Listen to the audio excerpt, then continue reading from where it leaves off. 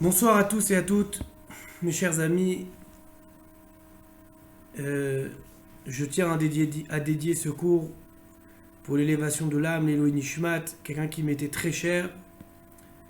C'est Monsieur Ari Perez, Ari Chaim Ben Simcha, Zichrono Livracha,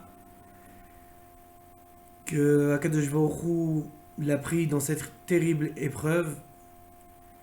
Et même si on sait que tout ce que fait Akadosh Baruch Hu est calculé, est réglé, est bon, ça n'empêche que des fois c'est difficile, des fois c'est amer.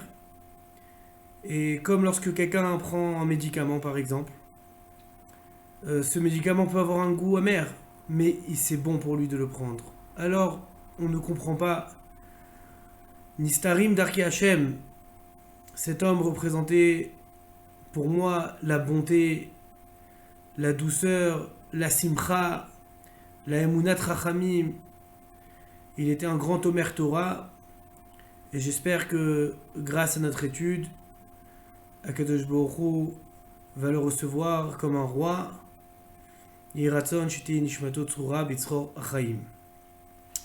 Dans cette période de coronavirus, je me permets de m'adresser à vous car tout le clan Israël vit une période difficile. Tout le clan Israël se trouve dans une période de Nisayon, dans une période d'épreuve. Qui d'entre nous peut dire « Je suis épargné de l'angoisse qui règne actuellement dans le monde ». Beaucoup d'entre nous ont des proches qui sont malades, connaissent des gens qui sont malades, ce qui suscite aussi une certaine angoisse. Il y a beaucoup de juifs malheureusement, il y a beaucoup d'hommes dans le monde qui sont touchés par cette épidémie terrible qui tue énormément de monde malheureusement. On remarquera que dans le mot Nisayon, il y a également le mot Nes, le mot miracle. Comme si c'était obligé qu'à travers chaque épreuve, il y ait un miracle. J'aimerais essayer de comprendre un petit peu quelle est la corrélation qu'il y a entre le mot Nisayon et le mot Nes. Qu'est-ce qu'Hachem attend de nous dans cette période qui est si difficile pour le clan Israël? J'espère que on pourra tous se renforcer grâce à cette étude qui, pour ma part, me renforce énormément. Pour traiter du Nisayon, j'ai pensé à ce que le Yalkut Shimoni nous enseigne. David Amelech a demandé à Kadosh Baruch Hu pourquoi est-ce qu'on dit Eloké Avraham, Eloké Yitzhak, Velohe Yaakov dans la Hamida, dans le Shmona Esrei, dans la Tfila quotidienne, dans l'essentiel de la Tfila. On commence en disant que Dieu soit béni, le Dieu d'Abraham, le Dieu de Yitzhak, le Dieu de Yaakov. Et David a l'air de s'étonner pourquoi est-ce qu'on ne dit pas aussi Eloké David. On sait que David était le 4e pied du char céleste et il ne comprenait pas pourquoi est-ce qu'on disait Eloké Abraham, Eloké Yitzhak, Eloké Yaakov et qu'on ne disait pas Eloké David. Évidemment, David n'a aucunement demandé ça par un accès d'ego ou chas v'shalom de Gahava. On sait que David Améler était Anav, il était la Malchut. La Malchut, c'est celui qui est capable de recevoir en lui, de contenir en lui tout le klal, tout le peuple. Et il sait également qu'il dépend du peuple. Sans peuple, En Melech Beloam, il n'y a pas de roi sans peuple. Il sait que sa force dépendait d'autre chose. Il le vivait et c'est grâce à ça qu'il a pu devenir le Melech. Donc, vu le caractère de David à travers le Teilim, à travers les Nevi'im, on ne va pas rentrer dans les détails, où David était quelqu'un d'humble, on ne peut pas dire qu'il a fait ça par accès de Gahava, par accès de Gahava. David Améler ne comprenait pas pourquoi, en tant que 4e pied du char, il ne serait pas mentionné dans la Hamida. Akadosh Baruch Hu lui répond. Akadosh Baruch Hu lui dit, eux, je les ai éprouvés. Toi, je ne t'ai pas éprouvé. Et sur ce, David Améler de lui dire, alors si c'est comme ça, éprouve-moi pour qu'on puisse dire aussi Éloqué David. Et Akadosh Baruch Hu l'a mis à l'épreuve avec Bathsheba, comme on sait. Et David s'est finalement marié avec Bathsheba. Il a entre guillemets succombé. Mais c'est difficile de dire que David Améler a succombé, puisque on sait tous que la Gemara nous enseigne que celui qui dit que David Améler a fauté se trompe. David Améler n'a pas fauté. Et Bathsheba lui était destinée. Et il devait avoir ensemble un enfant qui s'est appelé Shlomo, qui était le successeur. Donc, on peut pas. Donc, on peut pas. Donc, on peut pas qualifier le rapport, le mariage entre David Améler et Bathsheba comme une faute, comme si David Améler avait succombé à cette épreuve. Alors, c'est où qu'il a échoué. Le Yalkut Shimoni nous dit qu'il a échoué. C'est où qu'il a échoué. Et c'est là que on peut essayer de comprendre un petit peu c'est quoi une épreuve. Lorsque Avraham Avinu a eu le Nisayon ultime, de mettre son fils Yitzhak sur l'autel, sur le Mizbeach, pour le faire en korban avec Akadosh Baruch Hu, il savait pertinemment qu'il ne fallait pas tuer Yitzhak. Comment il le savait qu'il ne fallait pas tuer Yitzhak? Il le savait puisque Akadosh Baruch Hu lui a dit qu'il Yitzhak, Ikare le Chazara, parce que dans ton fils Yitzhak, tu auras une descendance. S'il le tuait à ce moment-là, il n'aurait pas eu de descendance. Le roi HaKodesh lui disait, tu ne peux pas tuer Yitzhak. Yitzhak est le Hemsher du clan Israël. C'est la suite du clan Israël. La perpétuité du clan Israël passera par Yitzhak. Avraham Avinu savait qu'il ne pouvait pas tuer Yitzhak. Et pourtant, Akadosh Baruch Hu lui demande d'emmener Yitzhak sur l'autel et de le sacrifier. Là, c'est la notion de Nisayon. La notion de Nisayon, c'est quand un homme est mis face à quelque chose où il comprend que cette épreuve le dépasse totalement. Il sait que la seule issue de cette épreuve est un miracle.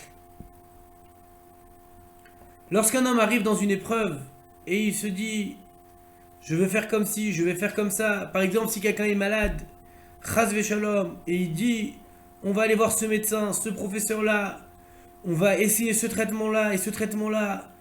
Tant qu'il ramène la chose à lui et qu'il sent qu'il a la possibilité en lui de tenir et de réussir face à cette épreuve, on ne parle pas de Nisayon. On parle peut-être de Yisourin.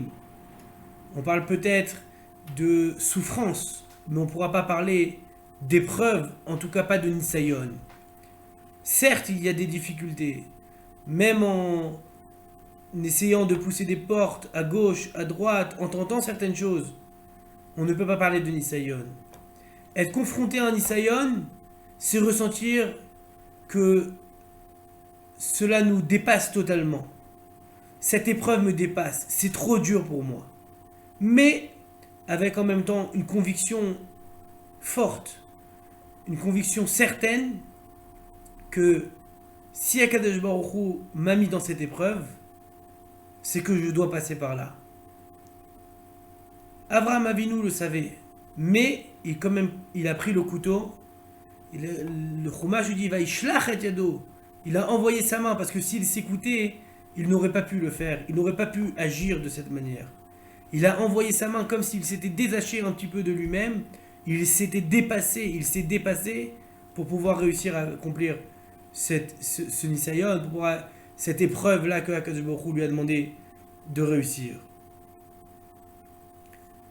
Être Omed Ben Nisayon, se trouver dans une épreuve où on sait que tout nous dépasse, c'est être capable de se dépasser nous-mêmes pour pouvoir réussir à faire ce qu'Hachem nous demande. Mais des fois, on est vraiment au dépourvu. On ne sait pas comment faire pour pouvoir bémettre s'en sortir. On a besoin d'un S. Avoir besoin d'un S, se rendre compte qu'on a besoin d'un S, c'est être Omed Banisayon. Mais après tout, il faut quand même trouver comment on va faire pour s'en sortir. On peut l'apprendre de Yaakov Avinu. Yaakov Avinu, quand il est parti chercher une femme, il est arrivé, il n'avait plus rien. Il s'est enfui d'Esav, il est arrivé, il a rencontré Rachel et il n'avait rien à lui donner. Le Midrash dit, c'est à ce moment-là qu'il a dit Shir la ma'alot et sa'enai el harim me'ain yavo Ezri. Ezri me'im Hashem ose shamayim va'aretz. Ce verset est très étonnant. En effet, il commence par dire me'ain yavo Ezri, d'où va venir mon aide, pour dire immédiatement Ezri me'im Hashem. Il aurait dû dire immédiatement Shir la ma'alot et sa'enai el harim Ezri me'im Hashem. Pourquoi il a-t-il eu besoin de se questionner? C'est justement ça la réponse. Mais Aïn Yavo Ezri, d'où va venir mon aide? Comment je vais faire pour me sortir de cette situation? Et c'est justement au moment où il a compris qu'il n'avait aucune possibilité de s'en sortir de lui-même qu'il a compris que Ezri Me'im Hashem, et il est devenu confiant que Ezri Me'im Hashem. Vous l'aurez donc compris. Pour sortir du Nisayon, l'homme a besoin de tfila. L'homme a besoin de prière. Mais c'est quand même quelque chose d'étonnant. Est-ce qu'on peut croire qu'à travers la prière, on va changer, entre guillemets, l'avis d'Hachem? Hachem avait décidé comme ça. Parce que je prie, je vais changer son avis. Parce que je prie, Akadosh Baruch Hu va décider autrement que ce qu'il avait entrepris. Comment ça marche? On sait que le mot tfila vient du mot plili. Plili, c'est la stricte justice. D'un autre côté, on sait que le mot tfila vient du mot pilel. Comme on dit, Vayahamod Pinchas Vayefalel Vate'ater Amagefa. Pinchas s'est levé, Vayefalel. On le traduit, il a prié, mais c'est pas exact. Et Vate'ater Amagefa, la Magefa s'est arrêtée, l'épidémie s'est arrêtée. Si on veut comprendre la définition exacte du mot pilel, il faut s'en remettre à ce que la Torah nous enseigne lorsque Yaakov a rencontré Yosef. Yaakov a dit Re'o panecha lo pilalti. Je n'aurais jamais espéré revoir ta face, te re-rencontrer. Le mot pilel, c'est-à-dire espérer quelque chose d'inattendu, espérer quelque chose qui ne nous revient pas, espérer quelque chose d'inexplicable, entre guillemets, espérer un S. Et là, il y a un peu une contradiction entre le mot plili qui veut dire justice et entre le mot pilel qui veut dire espérer quelque chose d'inattendu. En vérité, on sait tous que la tfila s'appelle aussi avoda shebalev. C'est le travail du cœur. Qu'est-ce que ça veut dire le travail du cœur? Lorsqu'un homme se met devant Hachem et il demande. On demande d'être intelligent, on demande d'avoir la santé, on demande que Akadosh Baruch Hu nous libère, on demande que Akadosh Baruch Hu ramène le Sanhedrin, on demande que Akadosh Baruch Hu nous donne la parnassa, que Akadosh Baruch Hu nous pardonne, que Akadosh Baruch Hu nous fasse faire tchouva, toutes les bakachotes qu'on demande pendant le Shemona Esrei. Comment ça marche? La tfila, c'est pas une carte bleue. On peut pas demander quelque chose à Hachem sans être redevable de quoi que ce soit. La réponse est la suivante. Ezoi avoda shebalev zot tfila. L'homme, à travers la tfila, doit se modifier. en se mettant en position de demandeur, Akadosh Baruch Hu voit en nous que nous avons compris qu'il était le maître de tout. Comprendre que Akadosh Baruch Hu est le maître de tout, il est le maître de l'univers, nous permet de nous changer. On a trop souvent l'habitude de croire que tout est acquis. On se dit à demain. Jusqu'à présent, on prenait nos billets d'avion bien à l'avance pour les payer le moins cher possible. On avait l'habitude de prévoir des rendez-vous sur 2, 3, 4 mois, des projets sur plusieurs années, des gens qui ont entrepris de grandes constructions. Akadosh Baruch Hu veut qu'on comprenne qu'on n'entreprend rien dans ce monde. Il faut entreprendre, il faut faire, mais en sachant et en n'oubliant jamais que c'est Akadosh Baruch Hu qui dirige le monde, que c'est Akadosh Baruch Hu qui décide de tout.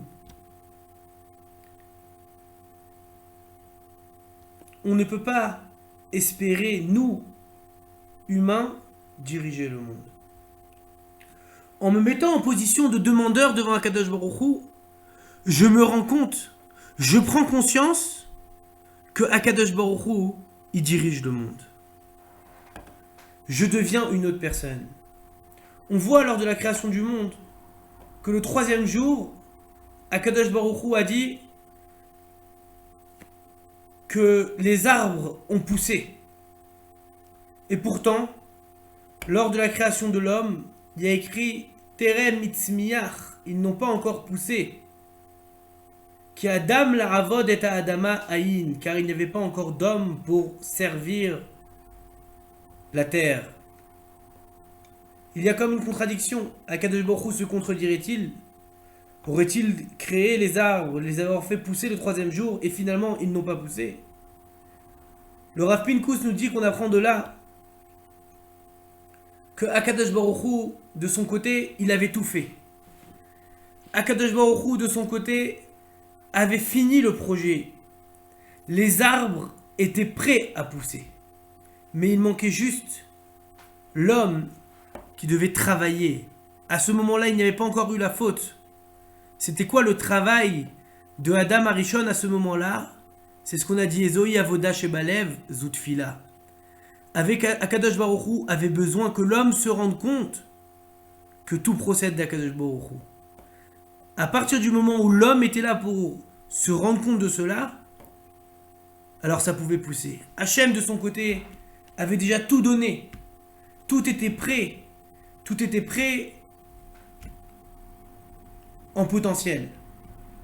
Il manquait le concret, et le concret c'est que l'homme qui peut l'amener. Un peu, cela nous fait penser à l'histoire qu'il y a eu avec Elisha, qui a dit à la dame, prends tous les kélim que tu as, tous les ustensiles que tu as, amène-les, et tant que tu auras des ustensiles qui sont vides, l'huile pourra couler. C'est-à-dire que Akadosh Baruch Hu constamment donne, il veut nous donner. Miderech Hatov, Hachem qui est bon, les hétiv.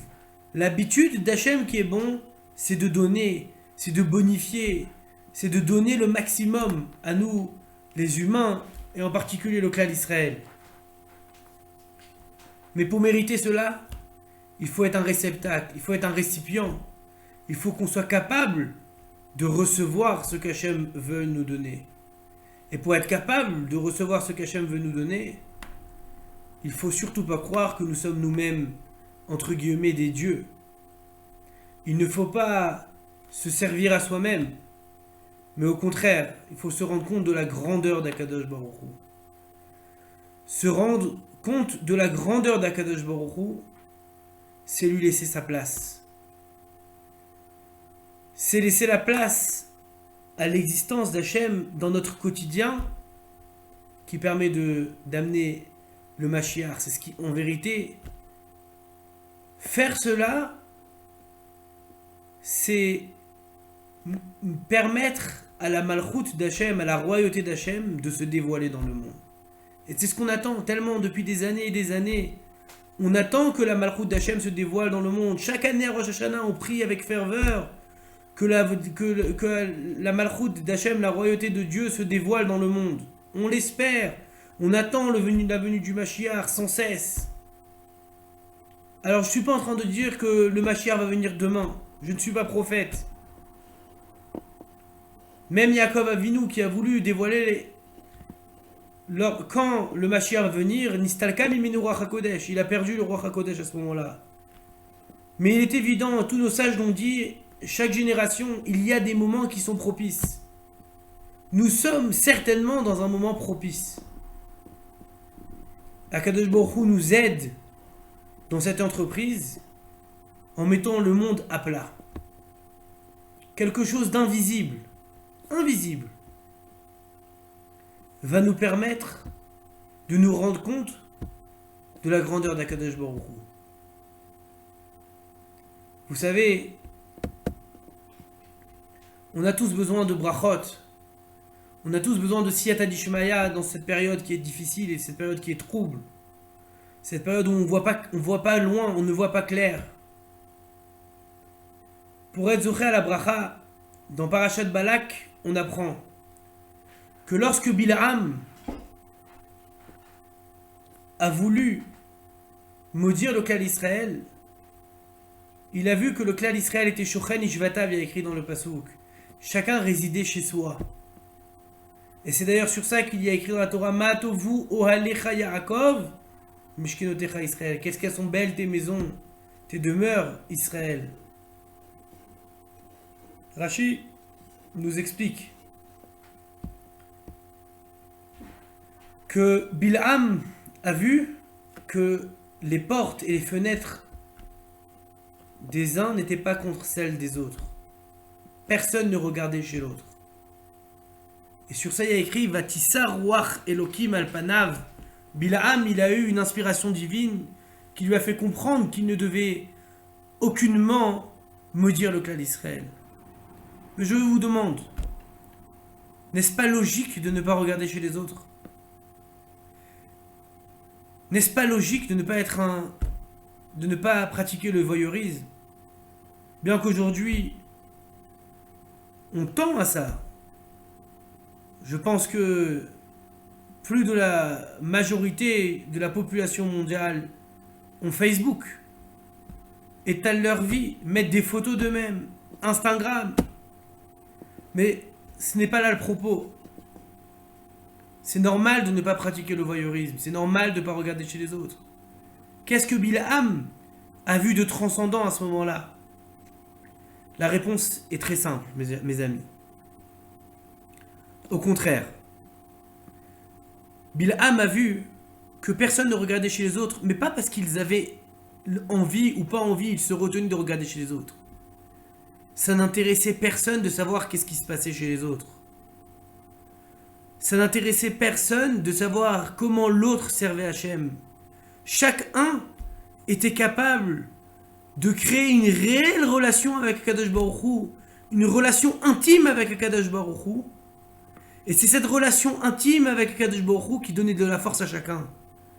Personne n'avait besoin de savoir comment le voisin faisait le kidouche pour décider comment lui faire le kidouche. Personne ne regardait, est-ce que il prend son portable, est-ce qu'il a un portable comme ci, il a un portable comme ça, dans quelle école il a mis ses enfants, celle-là ou celle-là. Chacun faisait ce qui lui pensait être bon aux yeux d'Hachem. Et chacun était convaincu que la relation qu'il tissait avec Akadosh Baruch Hu était la meilleure qu'il pouvait avoir. Chacun créait une intimité avec Akadosh Baruch Hu. Créer cette intimité avec Akadosh Baruch Hu, c'est être capable de comprendre qu'on ne dépend pas d'autrui.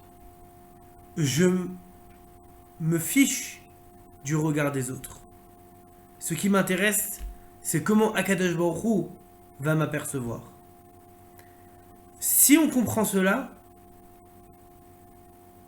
on peut arriver à une réelle tfila.